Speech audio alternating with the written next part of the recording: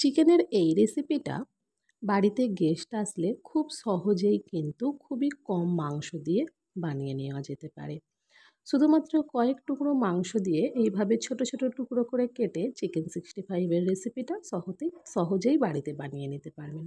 চলুন তাহলে চিকেন 65 এর এই সহজ রেসিপিটা শুরু করা যাক। তার জন্য আমি এখানে নিয়ে নিচ্ছি 300 গ্রাম বোনলেস মুরগির মাংস। এখানে কিন্তু বোন সহ মাংস নিতে পারেন, কিন্তু বোনলেস নিলে এই রেসিপিটা খুবই ভালো হয়। মাংসগুলোকে এভাবে ছোট ছোট টুকরো করে নিয়ে তারপরে আমি এগুলো ম্যারিনেট করে নেব।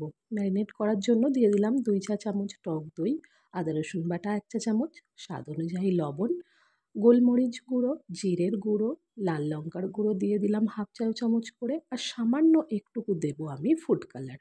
এই ফুড কালারটা কিন্তু অপশনাল, না থাকলে নাও দেবেন, দিলে কালারটা খুব সুন্দর আসে, একদম স্ট্রিট স্টাইল চিকেন 65 এর মতো।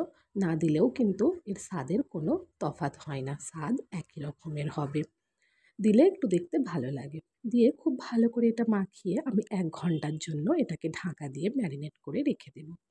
1 ঘন্টা পর ঢাকা খুলে নিয়ে দেখতেই পাচ্ছেন চিকেনটা খুব সুন্দর ম্যারিনেট হয়েছে। এবার আমি সেকেন্ড ম্যারিনেশন করে নেব। তার জন্য এখানে 2 চা চামচ আমি কর্নফ্লাওয়ার দিয়ে দিলাম। কর্নফ্লাওয়ার না থাকলে আপনারা চালের গুঁড়ো ব্যবহার করতে পারেন।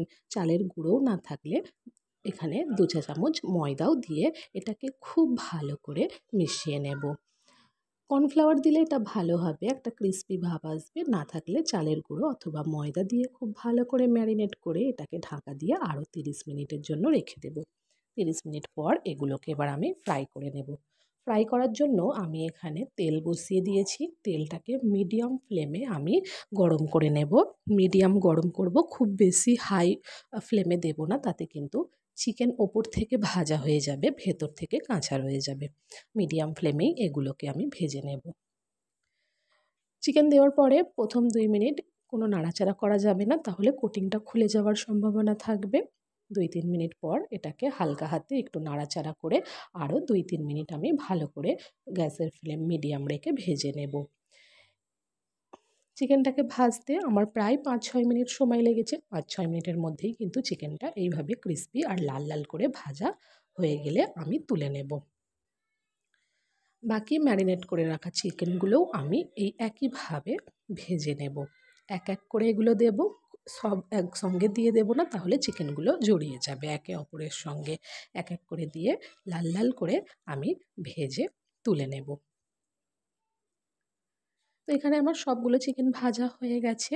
আমি এই কড়াই থেকে সব তেল তুলে নিয়ে 2 চা চামচের মতো তেল একটু রেখে দেব। তারপর আমার কিছু উপকরণ লাগবে, যার মধ্যে আছে 1 চা চামচ আদা কুচি, 2 চা চামচ রসুন কুচি, কয়েকটা কারি পাতা আর ঝাল অনুযায়ী কাঁচা লঙ্কা। রসুন কুচিটা একটু বেশি নিলে এখানে কিন্তু স্বাদটা ভালো হবে। কড়াইতে 2 চা চামচ তেল নিয়ে নিয়েছিলাম। সেই তেলে আমি প্রথমে আদা আর রসুনটা দিয়ে একটু 20 সেকেন্ডের মতো নাড়াচাড়া করে ভেজে নেব। খুব বেশি এটাকে নাড়াচাড়া করতে হবে না, আর খুব বেশি লালও করা যাবে না। একটু ভেজে নিয়ে তারপর কারি পাতা আর কাঁচা লঙ্কাটা দিয়ে আরও কিছুক্ষণ ভেজে নেব। গ্যাসের ফ্লেম এখানে কিন্তু লো ছিল। তারপর চিকেনগুলো দিয়ে গ্যাসের ফ্লেম হাই করে জাস্ট 1 মিনিটের মতো চিকেনের সঙ্গে সমস্ত কিছু মিশিয়ে নিলেই কিন্তু আমাদের চিকেন 65 সার্ভ করার জন্য একেবারে রেডি।